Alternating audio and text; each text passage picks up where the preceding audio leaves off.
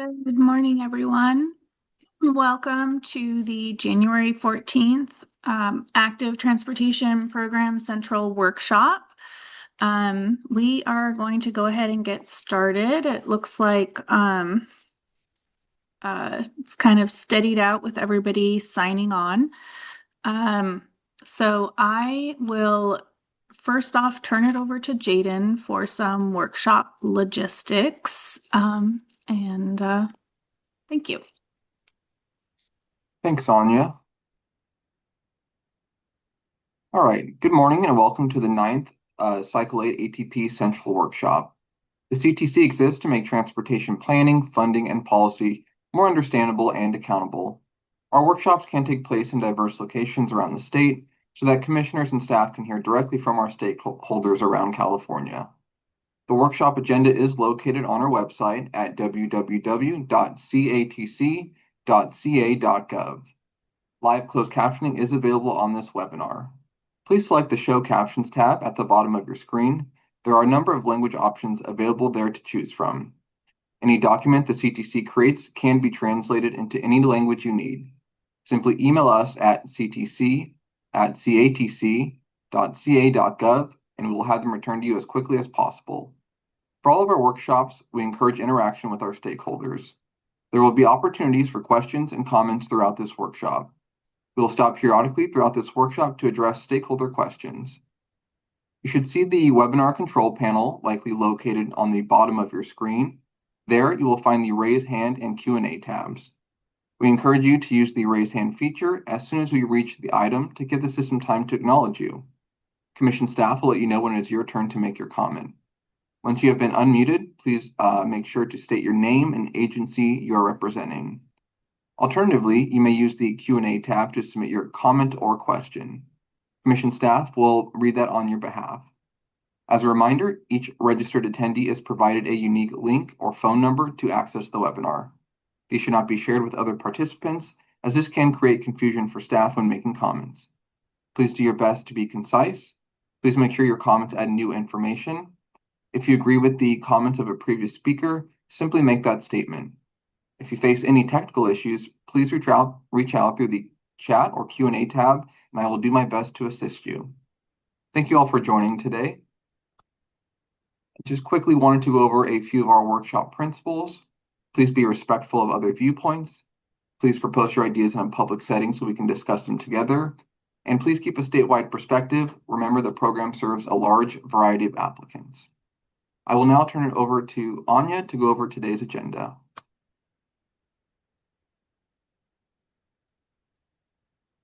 Okay, so today we will start with the workshop recap from our last workshop, which was on December 10th, 2025. And then we will introduce the plan for our branch workshops. And then we're going to close out all of the guidelines updates, starting with concluding the project savings discussion. We started that discussion at our November 19th workshop, and we had further discussion during our December 10th workshop. So we're going to close that out today. And then we're going to close out with the 2027 ATP application questions and updates to those. And then we'll have action items. And yeah, that is the plan for today. And Jaden, I'll pass it to you for the next few slides. Thank you, Anya. All right, so now I will go over a recap of the December 10th workshop.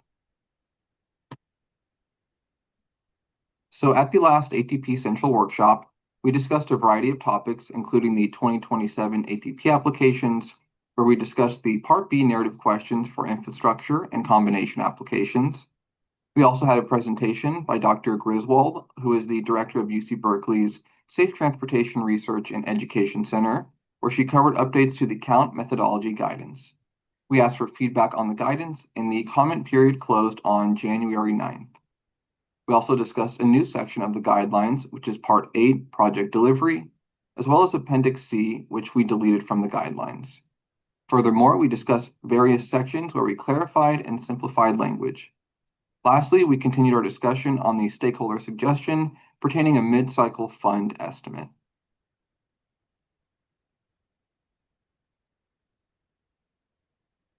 All right, and next I will go over the Cycle 8 branch workshop information. So our branch workshops are an opportunity to provide technical assistance to our stakeholders.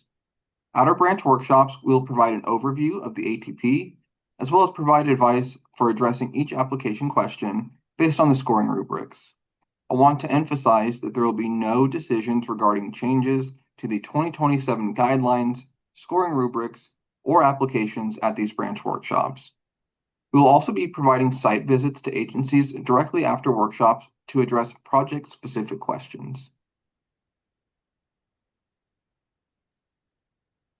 In Cycle 8, we will be providing 3 regional virtual branch workshops. On February 9th, we will host a branch workshop for the Northern California region, which includes agencies that fall within Caltrans Districts 1, 2, 3, and 4. On February 23rd, we'll host a branch workshop for the Central California region, which includes agencies that fall within Caltrans Districts 5, 6, 9, and 10.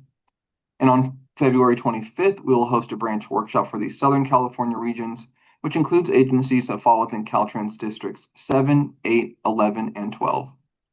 Each branch workshop will be informal and interactive with attendees.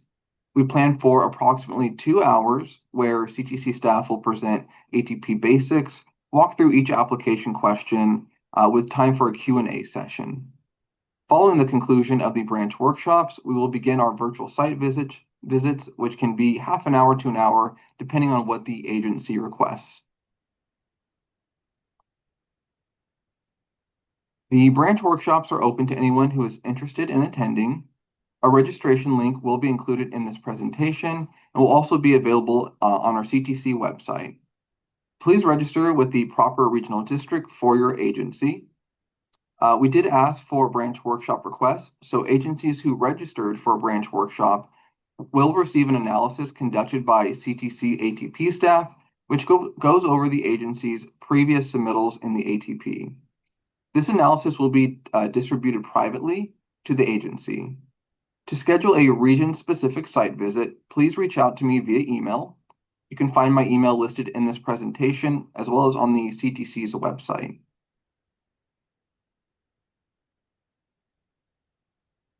Again, you will be able to find the registration links for your regional branch workshop included in this presentation and our CTC website, which will be made available shortly. Please note which Caltrans district your region falls under. If your agency has scheduling conflicts with these branch workshops, please send me an email by January 22nd, and we will do our best to accommodate your agency. I will now turn over to Anya to go over the continued discussions pertaining to the 2027 ATP guidelines. Thanks, Jaden. And I want to pause here quickly to see if there's any questions. I didn't see any in the question and answer tab, but okay, we do have a raised hand. Yeah, Shauna, go ahead.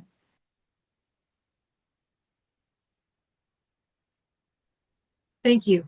This is Shauna Gause with the Sonoma County Transportation and Climate Authority. As you mentioned the regional workshops, and we appreciate that very much. I'm just trying to make sure I understand that the workshops themselves will be virtual and that you will be providing a analysis to all of the folks that had requested a branch workshop. Is that right? Do I have that right, or could you go over it again? Yes. Yeah, no, that's correct. And yeah, so this cycle we had to make the decision to offer only the virtual site visits, just because of our staffing and the availability for travel was more limited than it has been in past cycles. So we're hoping that we will still get the same kind of engagement and that the agencies that attend will, still have value added from the workshops and then also from the site visits that we'll be scheduling for the rest of the day.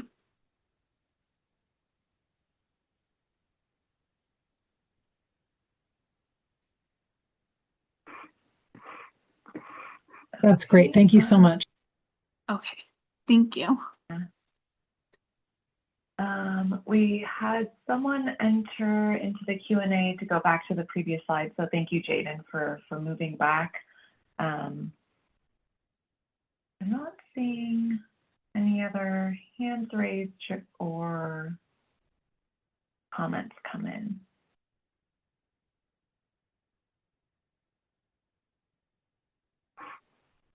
Okay. If anybody thinks of questions about the branch workshop later on, we can always address those then. But let's go ahead and move forward. Okay, so I wanted to kind of close out this discussion item. For those of you who were not able to attend or listen to the recordings of the November or December workshops, just kind of a quick recap of this discussion. So there was a stakeholder who had suggested a new process for redistributing project cost savings, and we had kind of in November and December workshopped some ideas of how to address this. And we between the December 10th workshop and today, we had a chance to kind of have some further discussions internally. And so you can see kind of on the slide what CTC staff is proposing. Basically, it's that we continue with cycle 8 without any changes rather from the current process, which is to say that things will kind of move forward as they have in previous cycles. So there would be no change.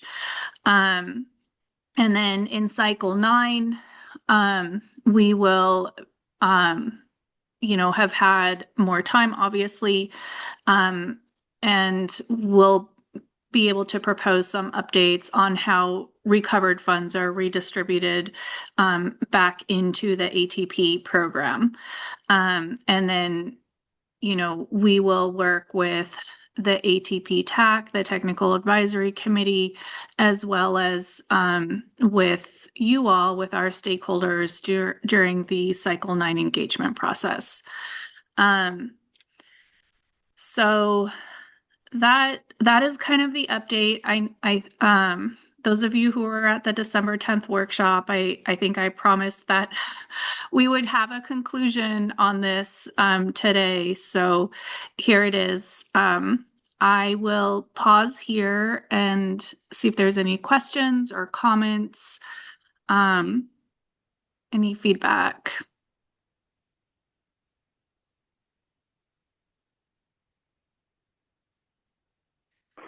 We have a hand raised. Carl, go ahead. Hey, Alika. Can you hear me okay? Yes. All right, great. Thank you, Anya. I want to say thank you for thinking through the updates to this potential change, and supportive of revisiting the conversation in cycle 9. Great. Thank you.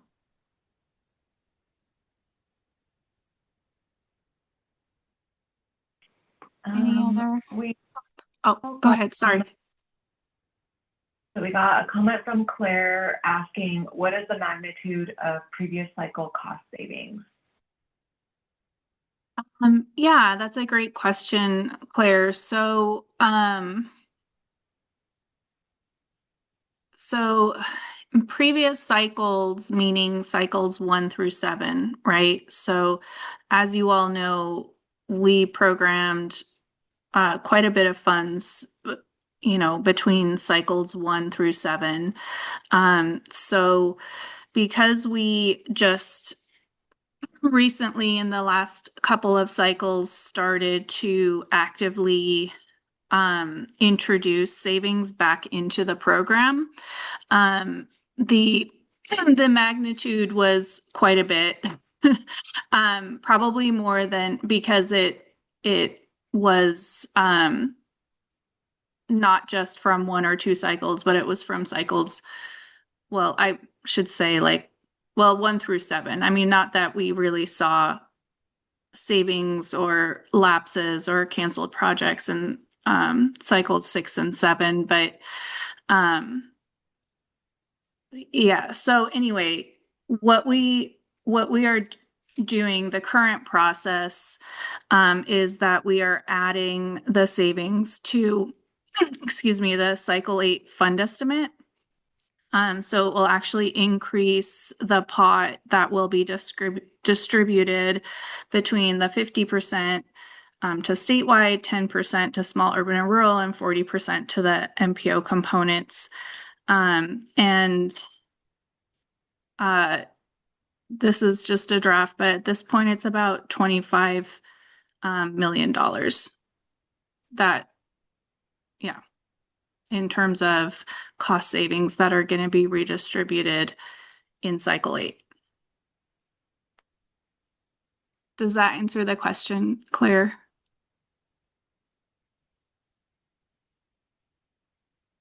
Okay, excellent. She says yes in the chat, so. Okay. Any other questions or comments on this? Not seeing any other hands raised or questions come in. Okay, great, thank you. So we can go to the next slide. Okay, so the next few slides are going to close out our discussion on the 2027 ATP guidelines.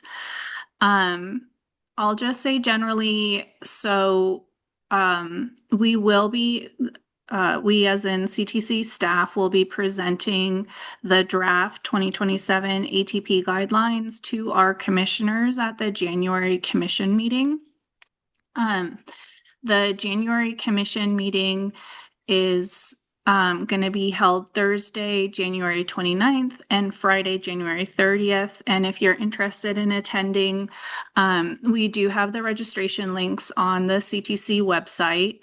And you can either attend in person or listen in virtually. The in-person site will be in Roseville, California. And then, of course, the virtual links are available on our website. We will be posting the documents for the January commission meeting this Friday, January 16th. So you will be able to see the draft guidelines that are being presented to our commissioners once they post on Friday. So I just wanted to start this off with that. This has, been a really great process, and I just want to thank everybody for your input and everything on these guidelines. So with that, let's go through the last few changes or updates. Thank you, Jaden. So this first update is is an addition rather under the amendment requests. So this section includes the information on how to do a scope change, or how to submit a scope change rather, how to submit a funding distribution request, and how to submit a request for segmenting your project. So those are the types of amendments that are allowed in the ATP. And we did always have a reference that we state very clearly that the ATP does not fund cost increases except for projects that are nominated and implemented by Caltrans. So basically, Caltrans implemented projects or on-system projects. So because there was never a process or any further information than just that sentence in the guidelines, we wanted to expand a little bit on some of the expectations. And that's what this subsection is doing. So this language is not in track changes on this slide because it's all new language. Again, this is not a new policy. This is a policy that has existed in the guidelines for several cycles now. All we're doing here is adding more information.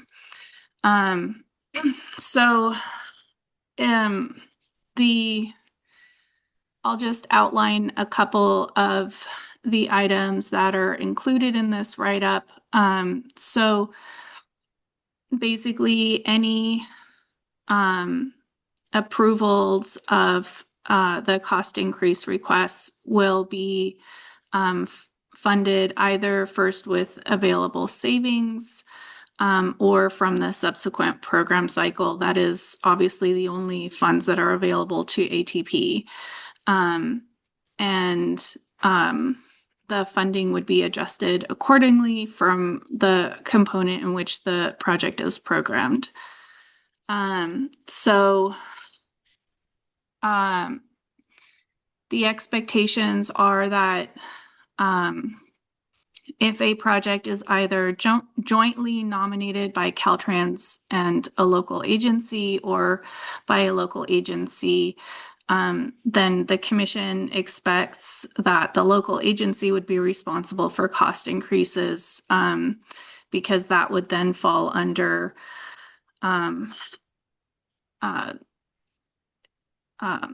because it would not have been a Caltrans nominated project. And then for projects that are programmed in the MPO component, the commission expectation is that there be collaboration and partnership between Caltrans and the MPO that put the project forward, that requested the programming of the project, to kind of make sure that every option is explored before we come to the ATP. So this is the proposed addition. It's basically just to set some additional parameters to these requests. There's no change in how the ATP views the funding of cost increases. We have not to date funded any requests from Caltrans for supplemental funds requests. We've always worked with them to find other solutions, and that's really still the ideal for us. So, but because it is allowed, we wanted to kind of set these additional parameters. So any questions or comments on this?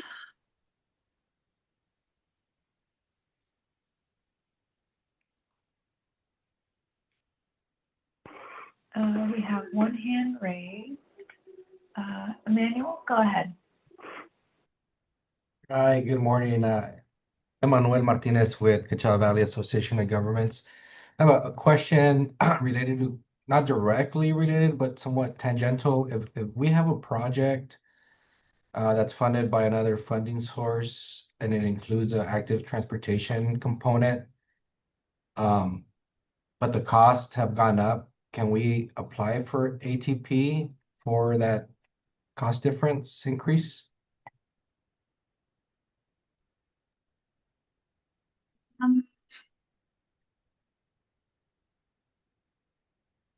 I'm not sure I'm 100% understanding. So you're saying it's not a project currently funded through the ATP? Correct. It's not funded by ATP. Um, we have the LTCAP funded a portion of the project uh, that includes the active transportation, but costs have been going up.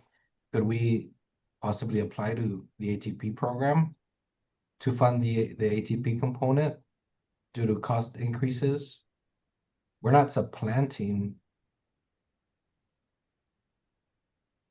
Um, I'm gonna say the answer is no at this point. I think we've had similar situations with other projects that are funded by other commission programs that have requested funds for a cost increase from one program or another. And I think typically we've not allowed that. But we can maybe continue the conversation offline, but I think initially I would tend to say that would not be allowed. Got it. Thank you so much. Sure. We received a question asking, Hector is asking, did the cap for small projects increase? If not, should it? If not, it should, because in rural areas, especially in Northern California, it's easy to exceed that cap for a small project. Once it's a medium project, small agencies will most likely not be able to leverage funds, which will put them at a disadvantage compared to larger agencies.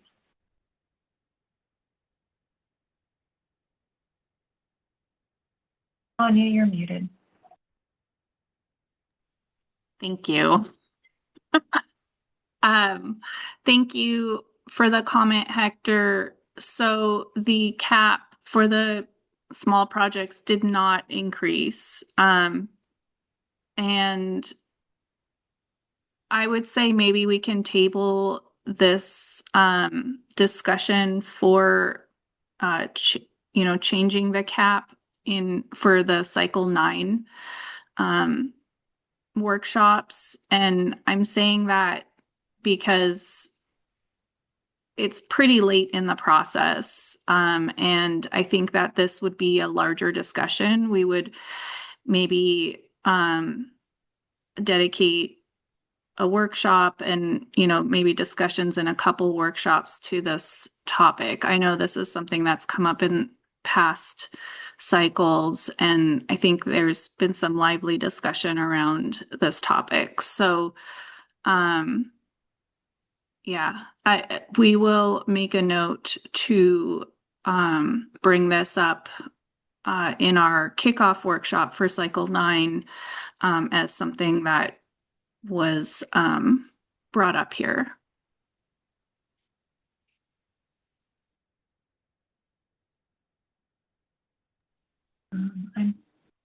Hector said thank you. Okay. Other than that, I'm not seeing any other hands raised or comments come in. Okay, perfect. Let's go to the next one then.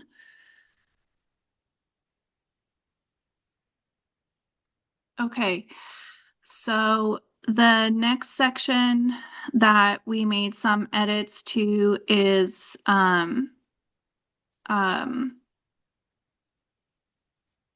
the reporting section, which in the 2025 guidelines was called the program evaluation section.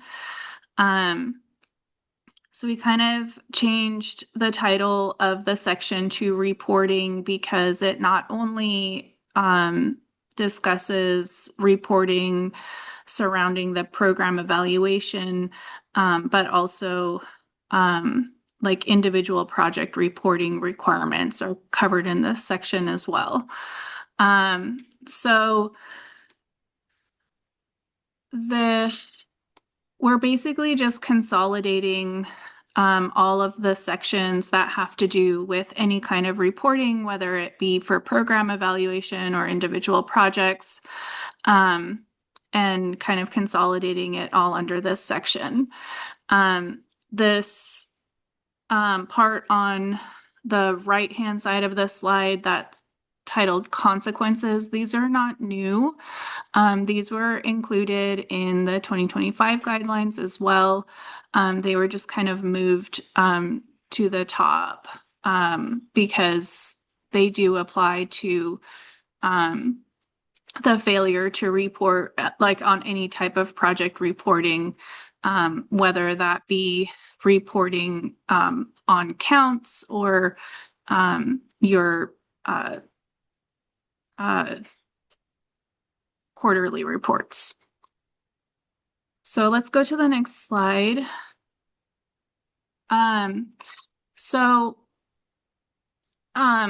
Some of you may remember that the commission did adopt a policy on user counts, kind of outside of the guidelines. And that was really because we were having a really hard time collecting counts from agencies whose projects were awarded ATP funds. So basically what this section is doing is just taking that policy for user counts that the commission had adopted and putting them in the guidelines, so that they're just easier to reference, honestly. And agencies aren't having to remember to look at a separate adoption of a policy. So that's what this section is doing. It is updated, as you heard Jaden say in our last workshop. We had a presentation about the update for the count methodology guide.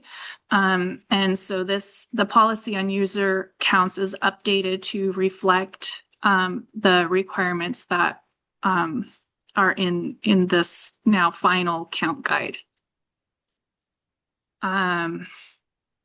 So that is it for this section, I believe. I will stop here for comments or questions.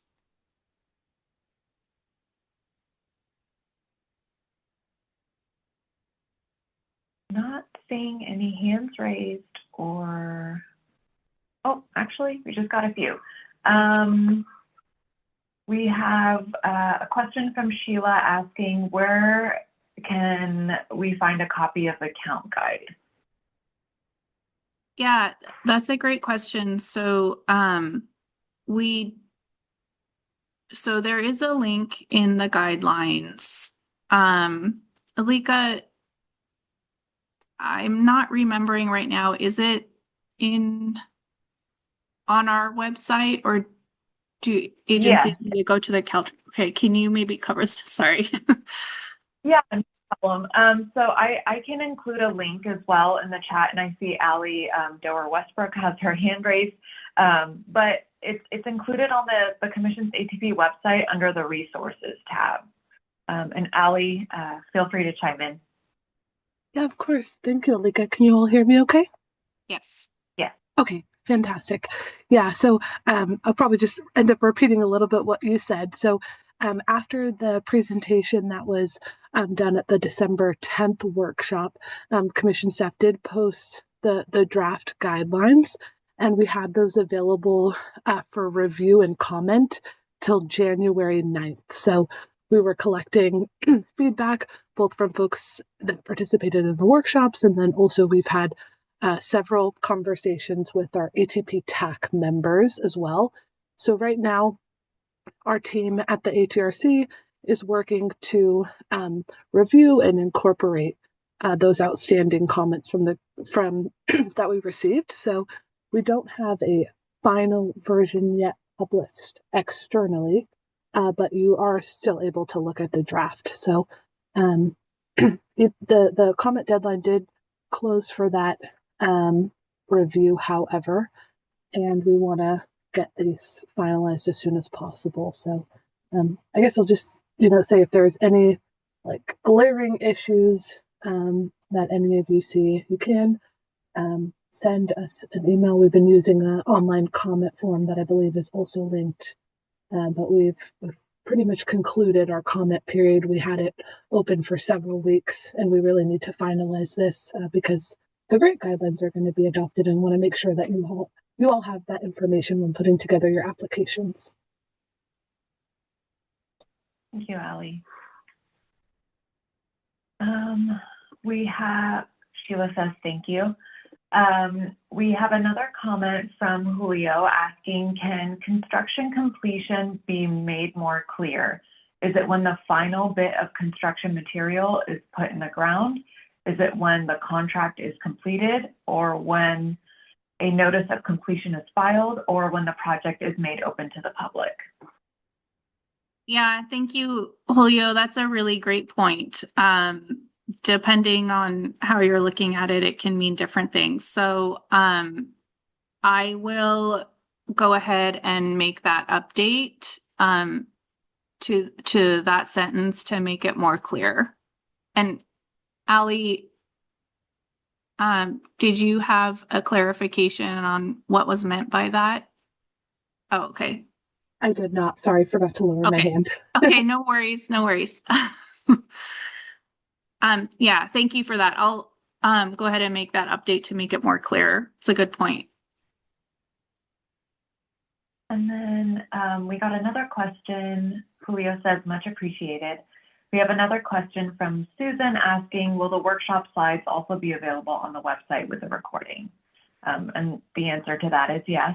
All of our workshop slides and recordings, along with the agenda and action items, are posted on the Commission's website under the Cycle 8 tab. And I will go ahead and also update this slide with a link to the count guide, so that once this PowerPoint posts, you'll have access to that through this PowerPoint, but it's also available in the places that Alika and Allie were saying. Okay. Any other questions on this? Okay, we have one more. Yep, we have one from Kyle asking, can you confirm that ATP funds be used for data collection? If they are, how should agencies use the ATP funds for the final data collection if the required 5 years post-construction? Comment, 7 continuous days of data collection and a steep project budget impact from the previous count requirements. Yeah, so you are allowed to include the data collection in your engineer's estimate that's included with your ATP application. For the second part of your question, I'm going to see if we have one of our headquarters ATP. Oh, Teresa has her hand raised. Okay, thank you, Teresa, for addressing the second part. I'm not sure we have figured out how to do the 5-year part. Can you hear me? Yes. Yeah. Okay. Yeah, so for sure. So what we've done with Cycle 8, with the engineer's estimate, is we have put line items in there so you won't forget it. And that's 2 lines for the infrastructure and non-infrastructure pre-construction count, and 2 lines for the post-construction count. But we have not yet figured out how to give you the 5-year construction count reimbursement. And we will work on that moving forward. But yeah, so as far that, this kind of circles back to this construction completion question, because part of the definition of construction completion is when all work is done. And for ATP, all work is not done until you've done your post-construction counts. So people need to kind of start wrapping their brain around that definition versus the open to the public, so that you can get reimbursed for the 7 days post construction. So that needs to get into people's minds, but yeah, we have not quite figured out how to get reimbursement for the 5-year requirement. Yeah, okay. Thank you. Thank you for that, Teresa. You're kind of jogging my memory. So, yeah, Kyle, I think at this point in your application, you would include, you know, the accounts for up to the, when the project is open to the public, and then or CCA, um, and then we'll have to get back to everybody on what the 5-year post-construction counts, what that should look like in your engineer's estimate. So to be determined, I guess.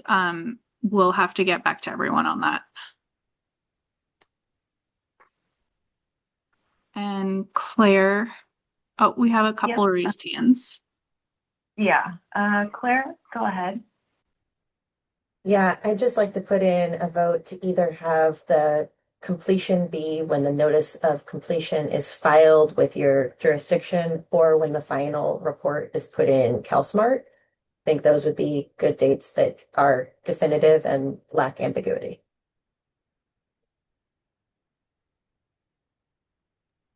Yeah, that's a great point. Thank you, Claire. We also have a comment from Maria stating, will a CPI be considered for payment of the 5-year count?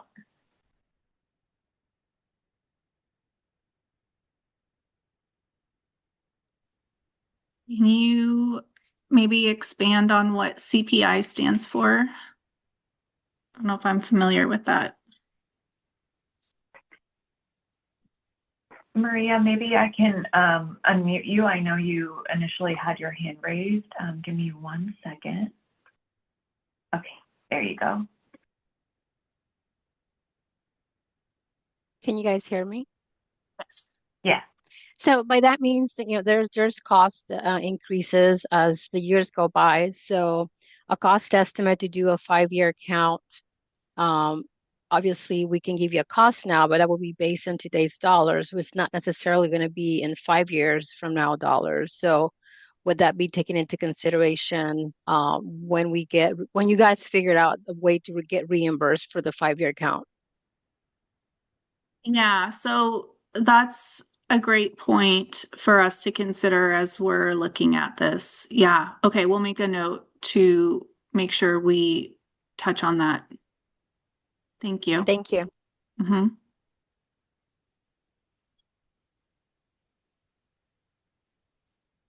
Teresa, did you want to add to that?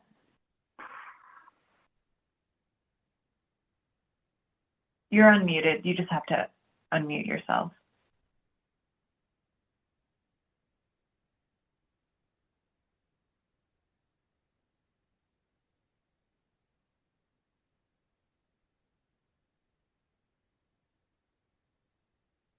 Okay. Maybe we'll move on. Teresa, did you have your hand raised, or was that an error? I was talking. Did no one hear me? Wait, you are muted, so we didn't hear you. Oh, Maybe you can repeat. I will repeat. Okay, so it's up to each applicant when they're filling out the engineer's estimate to determine how much they're going to allow for cost increases.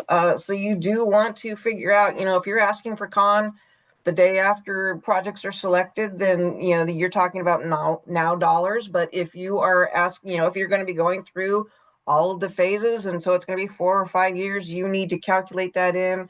And we can't tell anyone what that number is. The cost increases are different all across the state. But again, we have not figured out how to do the 5-year part for the count post. So that's maybe 10 years by the time we get done and you get done with your construction and wait on. So yes, we have not figured that part out, but definitely it is on you to figure out how much costs are increasing in your area as you're working on your application. And you need to consider that, and we won't ding you. That's completely normal practice. So that's nothing to worry about. So that's what I have. Okay, thank you, Teresa. I think that's really helpful. And Yeah, and Maria responded saying, understood, we will account for the cost increases. Thank you. Okay. All right, Okay. excellent. Not seeing anything else come in. Okay, great. Well, let's move to the next slide, which I believe is just showing you the parts that were taken out, which is basically just the old information about the interim count guidance. And as we were just discussing, we're updating that so to be finalized. And so the previous slide has the updated information. All right, so next slide. Okay, so the last section that I wanted to bring to you is we added a new appendix, which is why you're not seeing the next two slides in track changes, because it's all new language. So we worked with Allie Dorr Westbrook on the Caltrans team and her team to put this information together. Those of you who are familiar with the ATP guidelines, you know that there's guidance for plan projects. And so we thought it would be useful to also include guidance for non-infrastructure projects, because there are some, as with the plan, there are some additional exhibits that are required to be filled out to kind of give details on your non-infrastructure project. So this section kind of gives you a little bit of an overview for non-infrastructure projects, as well as links to the expenditure and cost guidance that Caltrans has put together, which basically we hope that you use to develop the scope for your non-infrastructure project.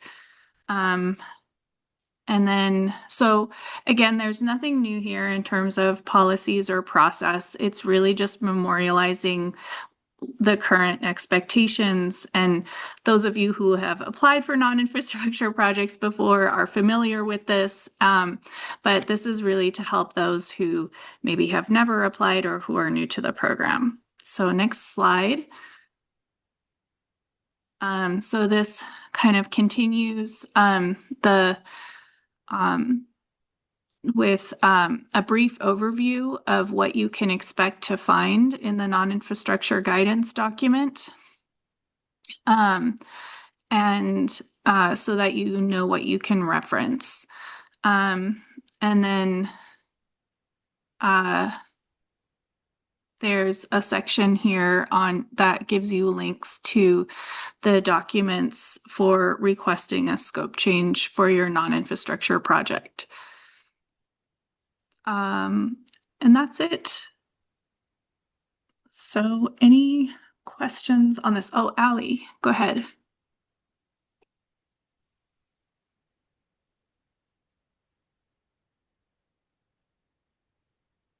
If you're talking, we can't hear you.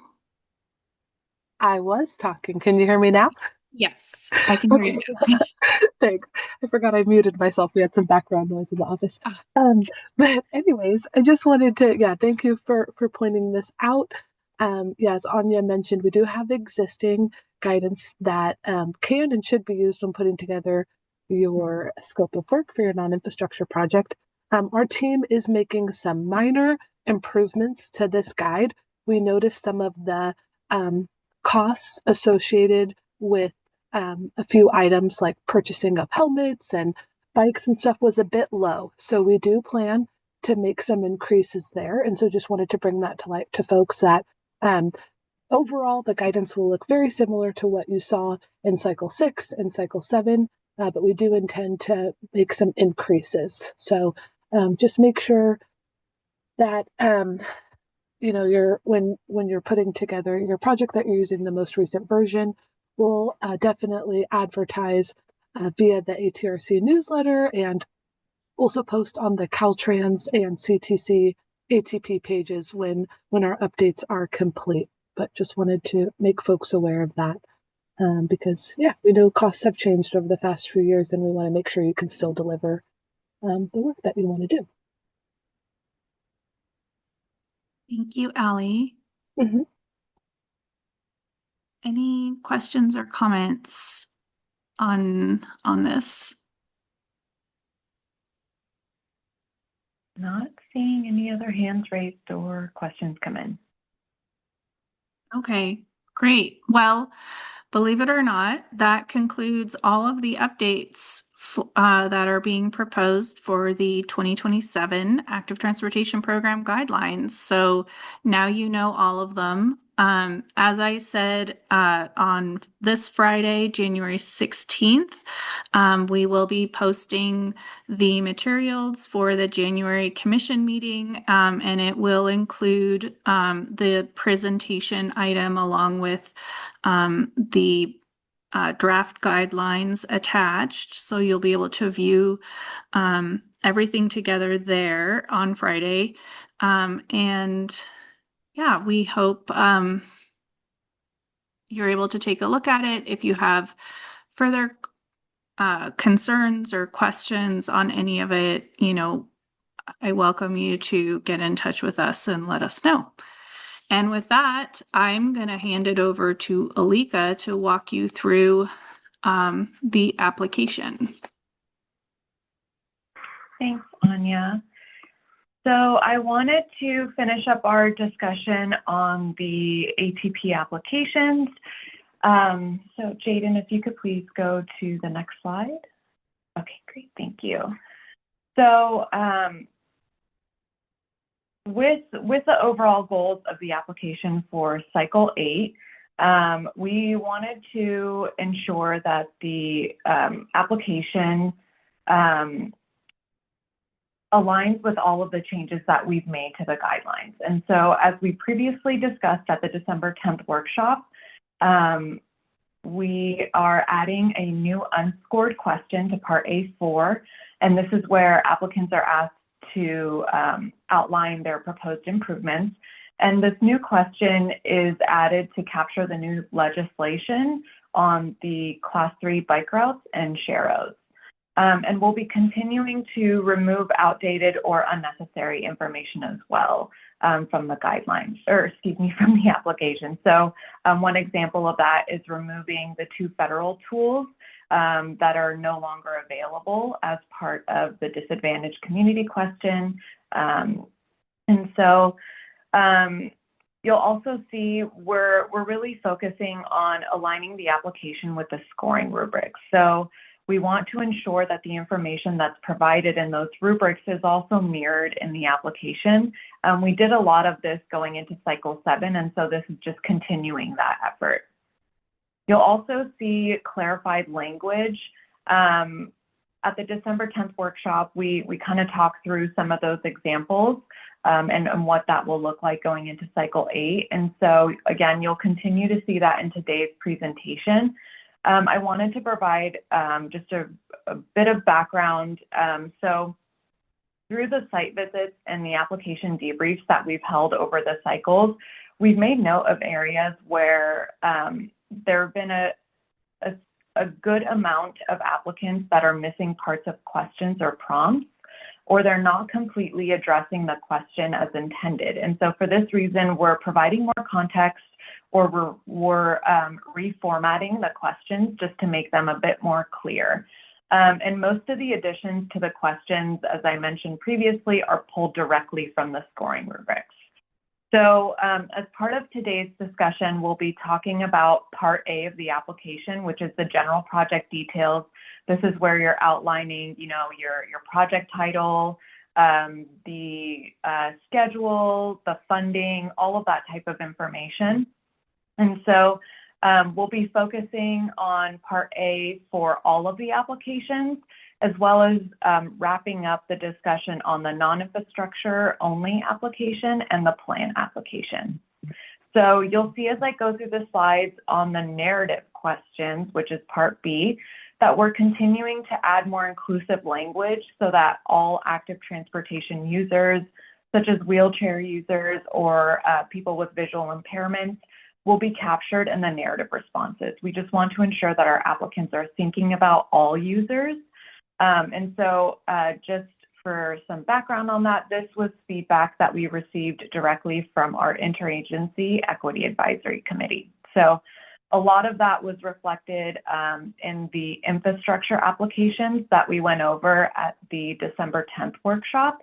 And just as a reminder for everyone, that workshop presentation as well as the recording is available on our website. So you'll be able to clearly see the existing language that was in the Cycle 7 application and then the minor adjustments and edits that we made going into Cycle 8. So Jaden, if you could please advance to the next slide. Okay, so this is the breakdown of points for each of the applications.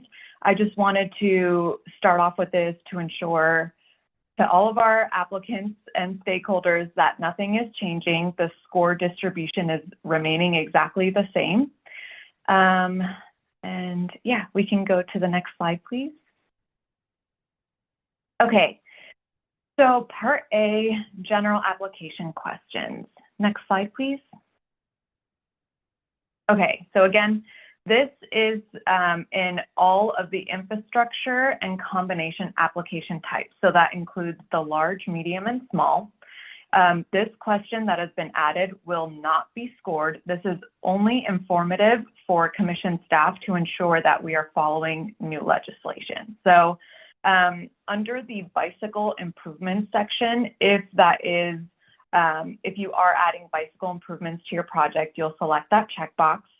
And then one of the questions that will pop up is, does the proposed bicycle improvement or improvement include Class 3 bike routes or sharrows? So I wanted to showcase different scenarios and the types of questions that will populate based on your selection. So I kind of broke this out into 2 slides so that everyone gets a good visual of what it's going to look like in the application.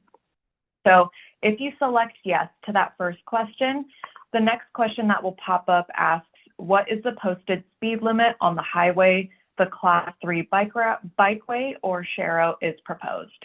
So you have 2 options here. If you select 25 miles per hour or lower, you'll have the next question populate. If you select greater than 25 miles per hour, a different question will populate. So in this example, if you select 25 miles per hour or lower, the next question that populates asks to describe how the use of the Class 3 bikeway or sharrows is appropriate for the local community context and advances a lower stress environment or low stress network. So all of these questions will be required if you select yes on that first one. If you select no, then none of these following questions will populate. You'll just advance to the next part of the application. And so let's look at the scenario if you select greater than 25 miles per hour. Next slide, please. Thank you. So in the event that your proposed Class 3 bikeway or sharrow falls on a street with a speed limit of greater than 25 miles per hour, you'll first be asked to describe how the project will implement improvements to reduce the design speed limit to 25 miles per hour or less.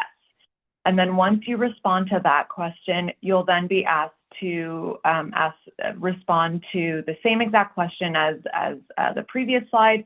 Describe how the use of the Class 3 bikeway or sharrows is appropriate for the local community context and advances a lower stress environment or low stress network.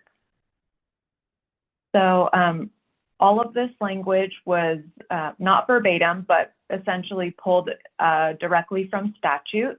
So these are the requirements that we are by law required to meet. So I will take a pause here to see if there are any questions or comments.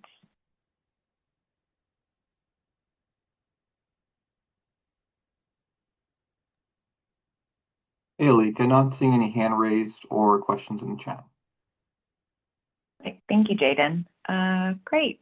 So we can move on to the next slide. Okay.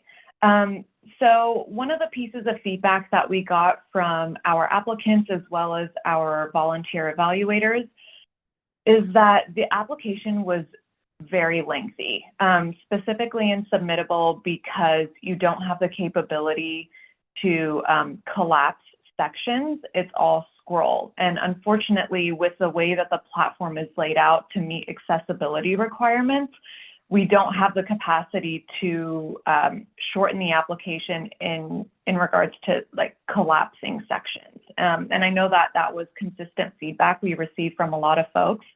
And so what we decided to do internally was work with Caltrans and find other ways that we could shorten the application. And so one of those instances was to remove any sort of redundant type of information. So across all of the application types, meaning the infrastructure, combination, non-infrastructure, and plan applications, we will be deleting the project schedule section. So this entire section will be deleted. And the reason we decide to move forward with this is because all of this information is requested in the project programming request or the PPR. And this information is kind of scattered through the project milestone and the project funding tables required in the PPR. So to make the application shorter and to make things easier for our applicants, we are consolidating and shortening the application in that way. Anya, I saw you came on camera. Before you move on to the next slide, we did get a comment on the previous section, so I just wanted to read that out before you move on. That's all. Sure. Okay. So we got a comment from Deb Redmond. Wonderful suggestion and reminder from the advocates, but please keep in mind the word and character limits imposed on us. And if you want specific, discrete responses to all possible users, rather than us providing you with accessibility information that naturally applies to all walk roll modes, including wheelchairs, walkers, strollers, bicycles, tricycles, etc., etc. Please consider expanding word limits in any case. Thank you. That's really helpful, Deborah. So I know for some of the sections we did increase the word count. So what I can do is go through the application and add happy birthday. So I will absolutely do this as a birthday gift. We can add some additional word limits for all of the questions where we're calling out everyone to consider all active transportation users. So I can absolutely do that. Thank you for bringing that to our attention, and happy birthday.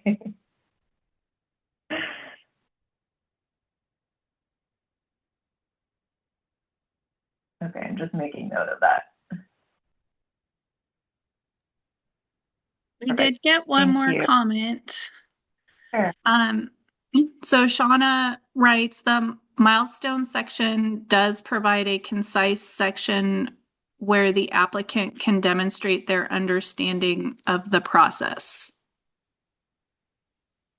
Okay, thank Shauna, you, Shauna.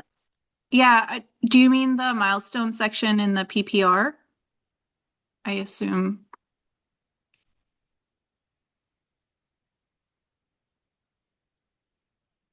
Okay.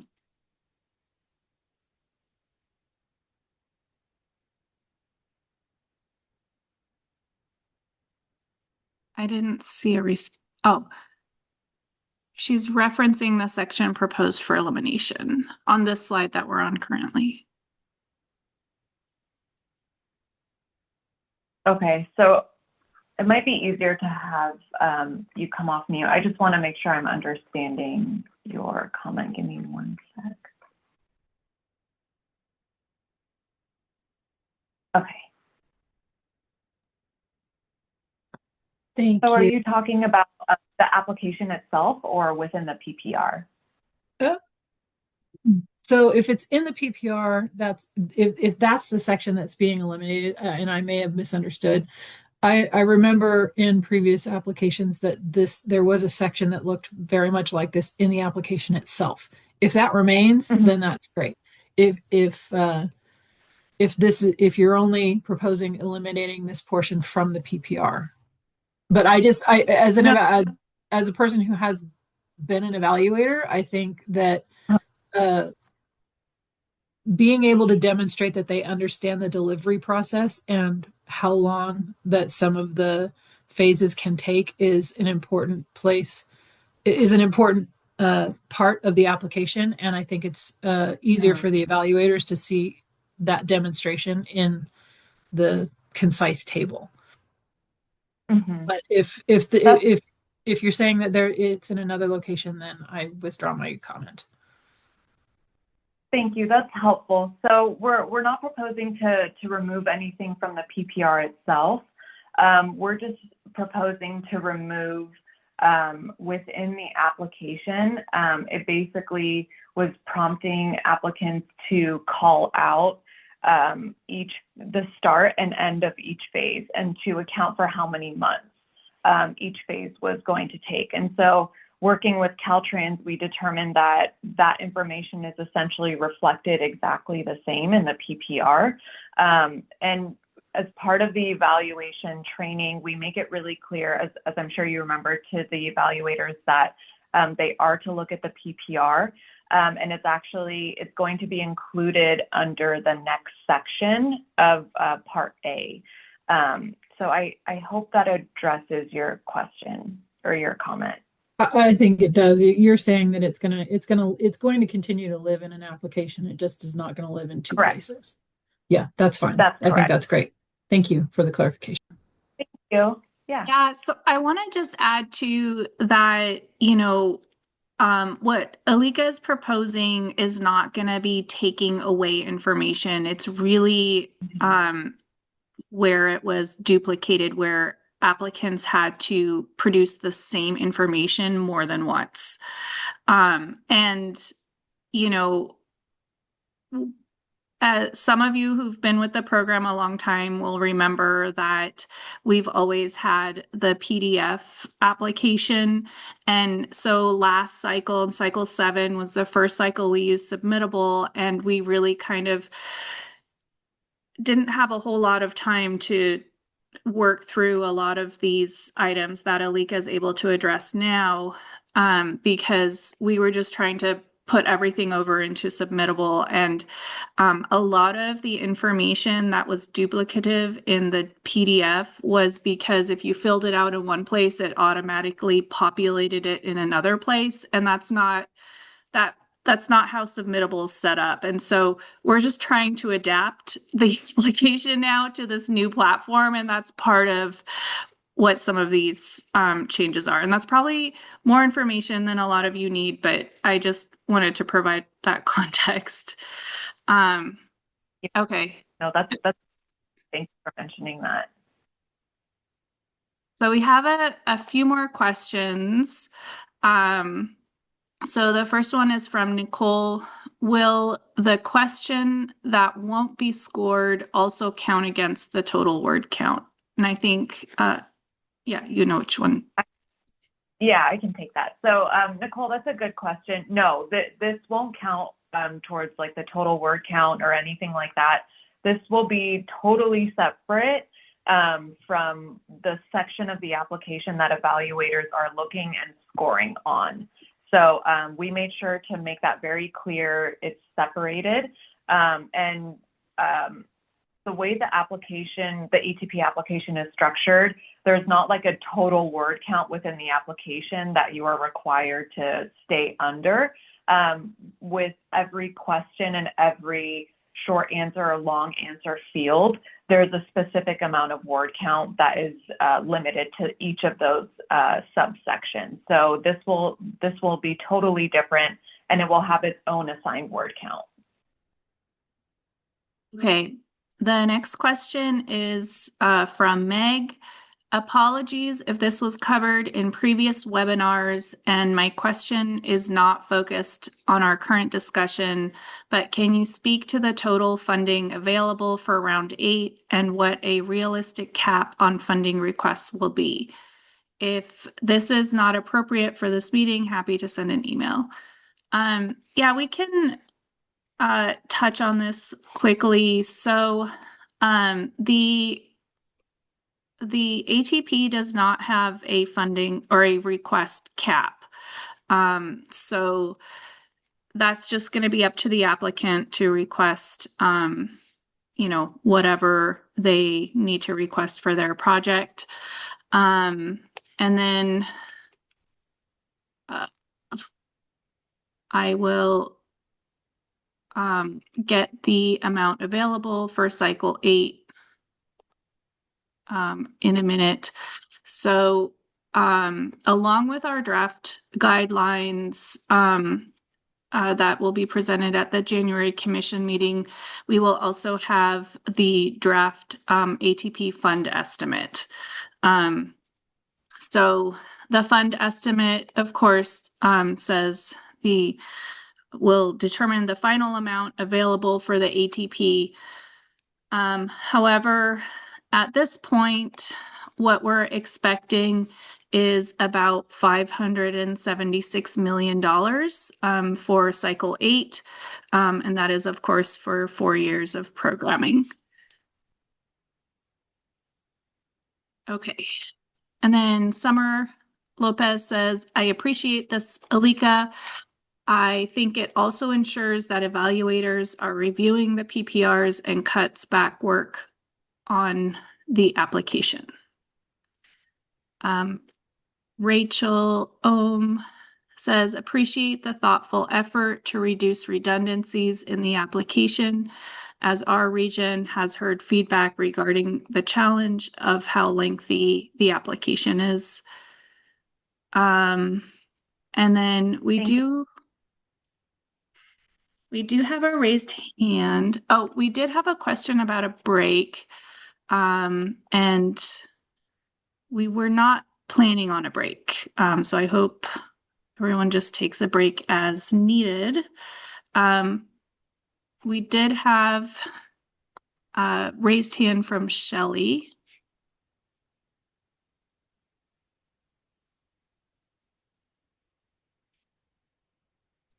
Okay. Hi, good morning. Shelley Kwan from LA Metro.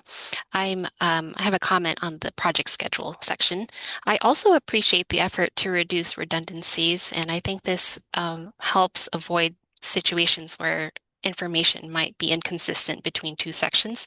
I do think that there might need to be some guidance with the PPR to help people build in time for those allocations and those notice to proceeds with federal work, which were part of section A5. That's all. That's helpful feedback. Teresa, or maybe someone else from the engineering team, is this something that's covered in the PSR equivalency workshop, or is there something that's offered or any sort of guidance that can be provided to applicants?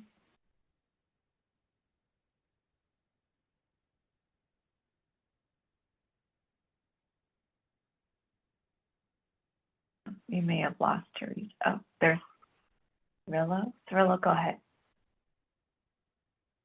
Can you hear me, Alika? Yes.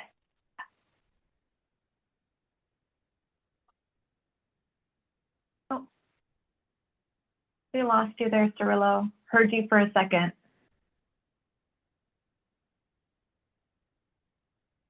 Can you hear me okay, Alika? Yes, we can hear you. Oh, perfect.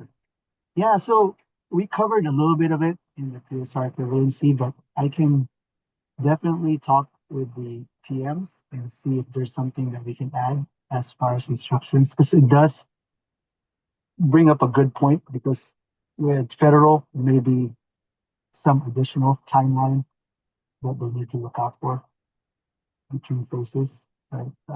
to consider. And also with if it is a certain amount above 10 million construction costs, uh, we might have to look into also those liabilities.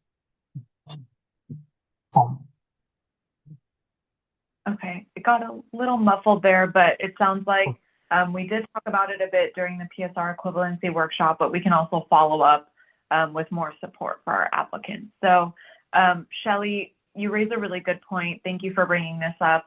I made note of it. So what we'll do is we'll talk internally and work with our Caltrans partners.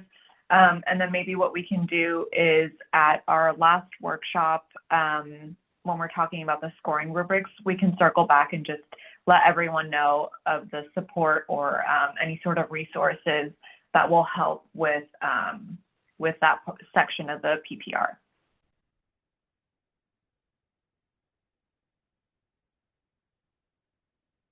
Okay, great. Thank you all for the feedback. This was really helpful. Okay, looks like we have a comment from Nicole saying, as a district staff, I can say that one thing that does cause deliverability issues for a project is situations when an application goes through where planning staff fills out the application, but then engineering staff has to deliver it. And planning staff is fully aware of the various milestones to deliver the project.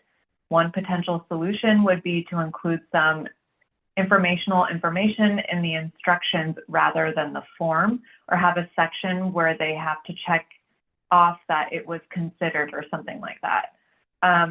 That's helpful, Nicole, thank you. I'll make note of this and we can talk internally about ways to provide that guidance.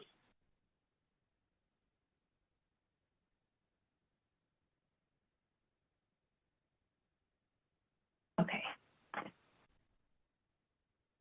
All right. Not seeing any other questions or hands raised. Jaden, could you please go to the next slide? Thank you.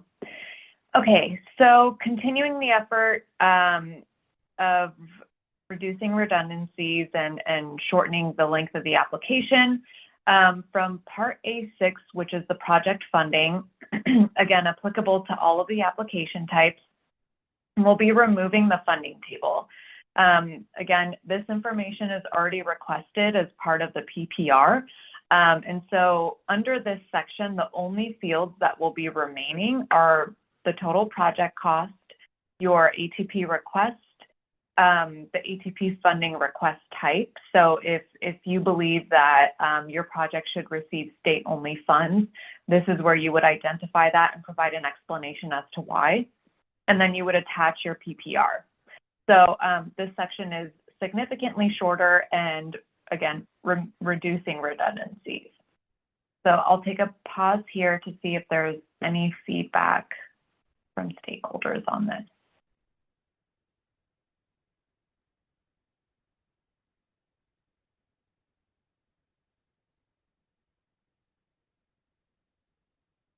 Okay, not seeing any hands raised or comments. Excuse me. Okay, Jaden, let's move to the next slide. Okay, so those are all the updates that we're making to Part A of the application. Again, that section is just your general project information. No part of that is scored. So now we're going to move on to Part B. This is the narrative questions section, and this is the part where application questions are scored. We can advance to the next slide. So I'm going to start going through just the minor tweaks that we've made to the non-infrastructure application, and then I'll close out with the plan application. I will say in general, I'll probably get through these slides rather quickly because the edits are very minor, just providing clarification and then adding more specifics in the application itself to ensure that the applicants are responding to every part of the question that's called out in the scoring rubric.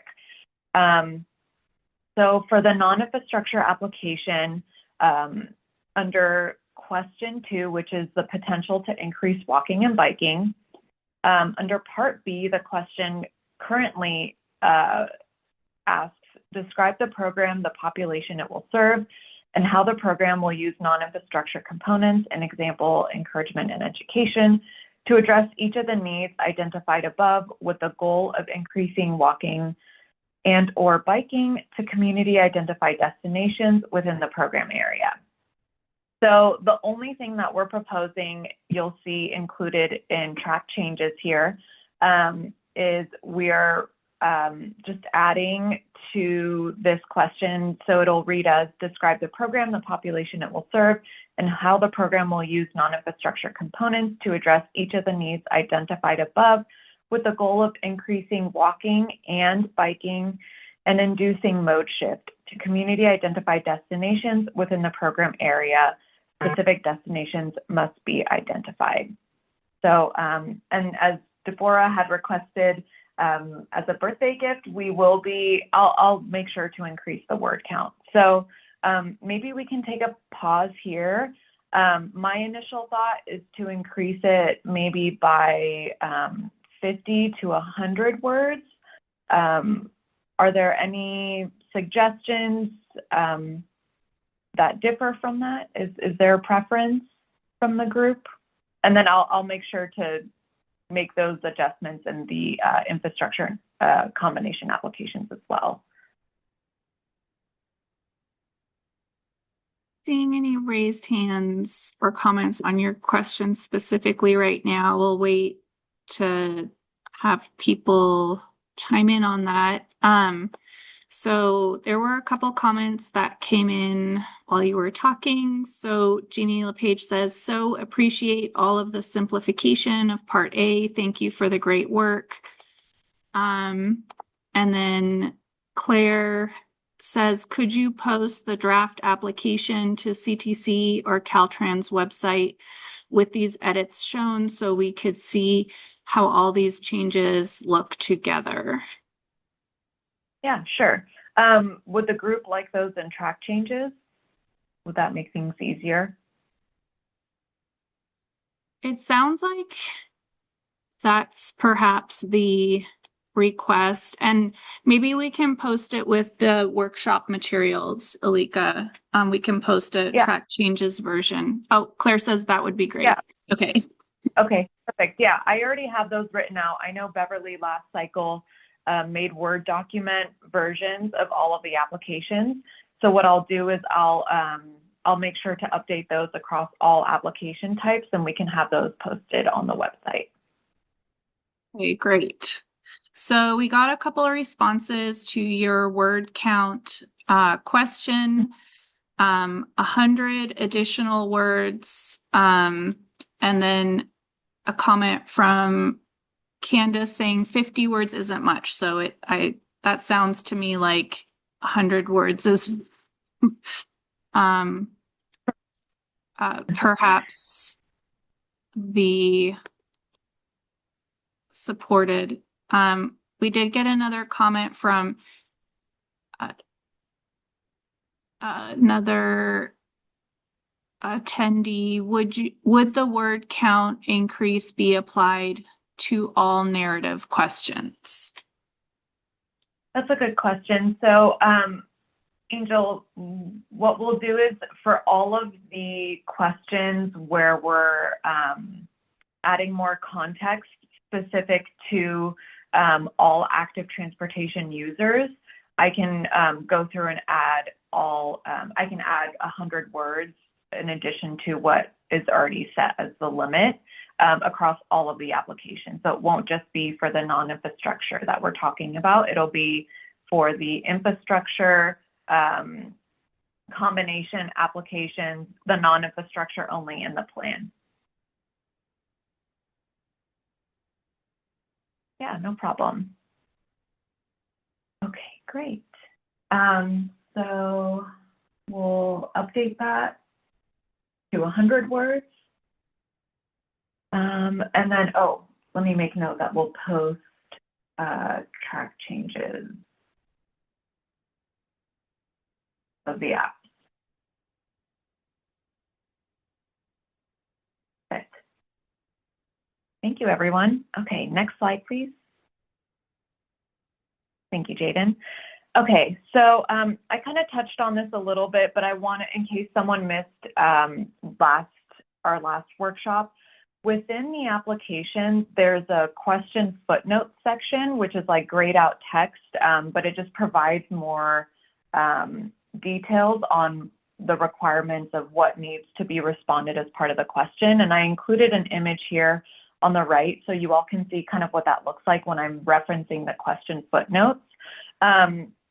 So for this question in the non-infrastructure application, I just added in the footnotes more prompts for applicants to talk about students because that is something that is scored on and it's called out specifically in the scoring rubrics. However, it wasn't clearly identified in the application. So under Part A, I'm adding how will students of all ages, including but not limited to K through 12 and college university, use and have access to the project. Discussion of students is not limited to Safe Routes to School projects.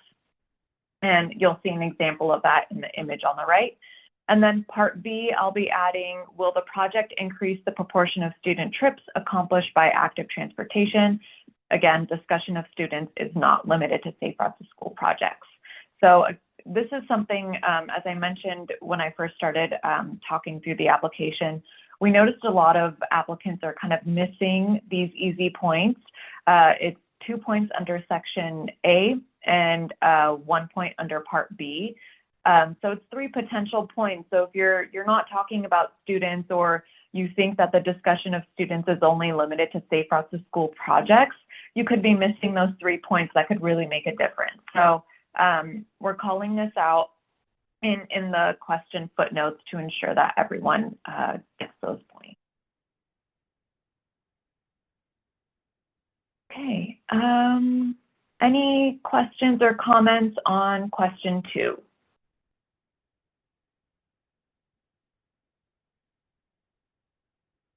Okay, great. Jaden, can we move to the next slide, please? Oh, actually, we did get one from Rachel. For the combination infrastructure and non-infrastructure application, could you add a note in the NI component that the NI component needs to be discussed when responding to all questions where the rubric asks for infrastructure and NI elements? Yes, Rachel, that's a great comment. We actually received that feedback, I believe it was in cycle 6. And so Beverly worked really closely with Jonathan Matz from Safe Routes to School Partnership. And they built out a separate application. So if in Submittable you are looking to apply for a large application, you have the option to select infrastructure only or combination. And so the combination application will call out prompts that are specific to the non-infrastructure. I see you have your hand raised, so let me know if I misinterpreted your question.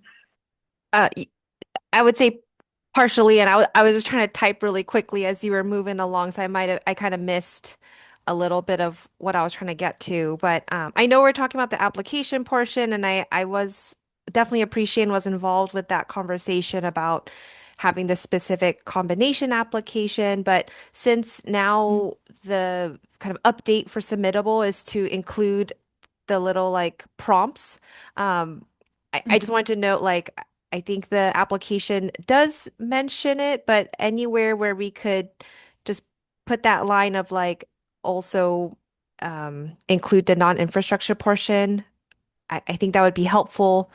Although it is, on the applicant to be thorough, but as an evaluator, when I was scoring, it became a challenge for the combination projects where the applicant did a really good job of responding, but only focusing on the infrastructure component. And so then, and I know we're not talking about the scoring rubric today, but then when scoring, I felt really conflicted of like, okay, they did this great job of responding and talking about the infrastructure component, but they didn't mention non-infrastructure here. So then I was like, I'm not sure. It was a challenge to determine how to score in a way that felt fair because the scoring rubric was pretty black and white of like if you didn't include like technically if you didn't include also the non-infrastructure infrastructure component, you should technically, it's by the rubric, it looks like you should get no points. So just the little prompts here and there. Again, it's on the applicant, but I think since we're adding these notes, just wanted to plug that. Sure. Yeah, no, I think that's really helpful feedback, especially because, you know, you're an applicant, but also you've been on the evaluator side as well. So what I can do is I'll just, those fields are required, those specific NI prompts, but what I'll do is I'll provide maybe more context in the question footnotes, and I'll pull directly from the scoring rubric. So nothing new will be required as part of the question. I'll just provide more clarification and context for the applicant. Thank you.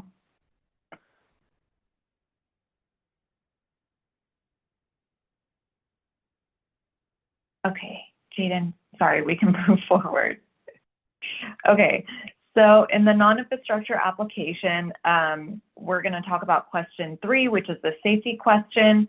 The existing language states referencing the heat maps, collision maps, and collision summaries provided in above. Discuss why your agency chose this program area as a priority for addressing ongoing safety, and discuss how the program corresponds to the types and locations of the past collisions. So the only thing that we added was to consider threats to vulnerable and underserved communities, including disadvantaged communities, if applicable, meaning if your project did qualify as a disadvantaged community under question 1. Children, students, older adults, and persons with disabilities in your response. And as we discussed earlier, we will be increasing the word count by 100 on this question. Take a pause here to see if we have any feedback.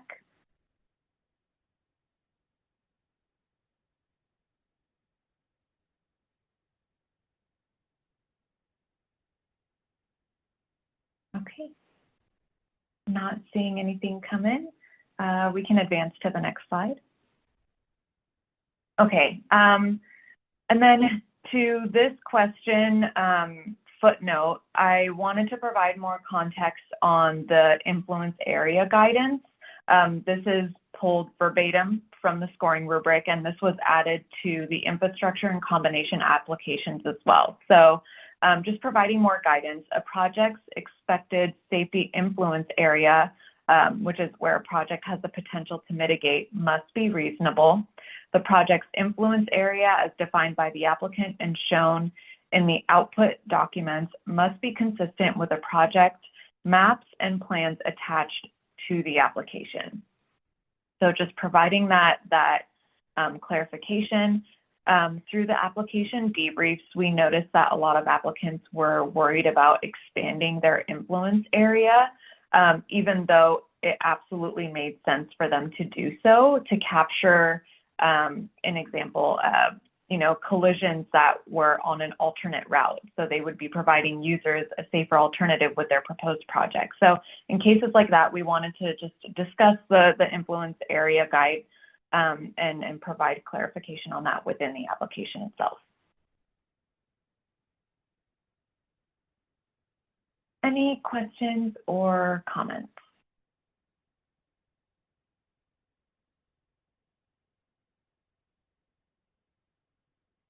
Okay, not seeing any. Jaden, could we advance to the next slide, please? Okay, so this is my only update to the plan application. This is question 2 in that application, and this is the priority to fund the development of community-wide active transportation plans. So under Part B, the existing language states, describe the active transportation problems or deficiencies within the plan area, include the community's active transportation needs, and why this plan is necessary to meet those needs. So the only thing that we're adding is consider children, older adults, students, working professionals, and persons with disabilities. The word count here will also be increased. And then to the question footnote, I'm just calling out, address the needs of students in the community and how their needs will be addressed. Discussion of students is not limited to safe routes to school plans. So very consistent with all the other edits that we've seen across the other applications. So I'll take a pause here to see if there are any questions or comments.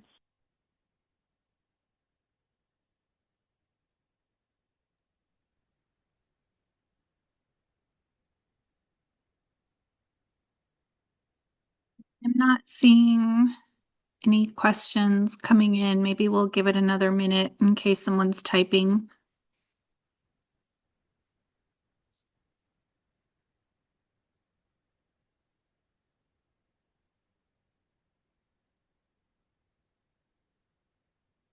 Okay, yeah, I'm not seeing any Yeah. raised hands or questions. Hey.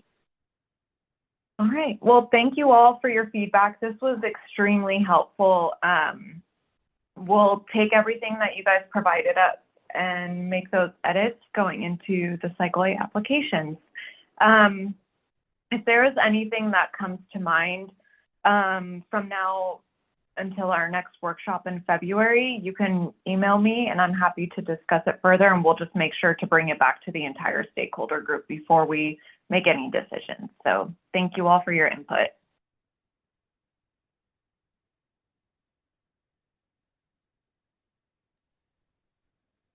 Okay, so we can move on to the next slide, which is our recap and action items, which Jaden will present.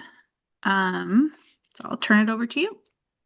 Thanks, Anya, and thanks everyone for the comments and discussion today. I have a few items listed here under action items. One of the things I have noted is to clarify the language pertaining construction completion and the guidelines. I have another note that says we'll expand the word count for application questions that have added language pertaining folks utilizing wheelchairs, people with visual impairments, and it seems like our consensus was about 100 words. I have a note that we will post a track changes version of the application alongside the workshop materials. I do have another note here that says provide more clarification regarding the non-infrastructure component and the prompts for applicants. And then lastly, I have consider raising the small infrastructure cap for cycle 9. And then team, let me know if I may have missed anything.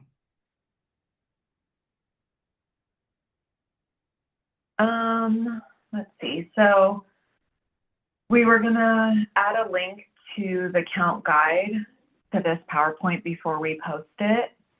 And then we wanted, this is just for the future. This isn't anything that's limited to cycle 8, but just having further discussions of the 5-year counts post-construction. So that's something internal that we'll be working on. And then following up with the Caltrans team for guidance on the PPR, specifically on the notice to proceed or any sort of like federal timelines that need to be identified in the application.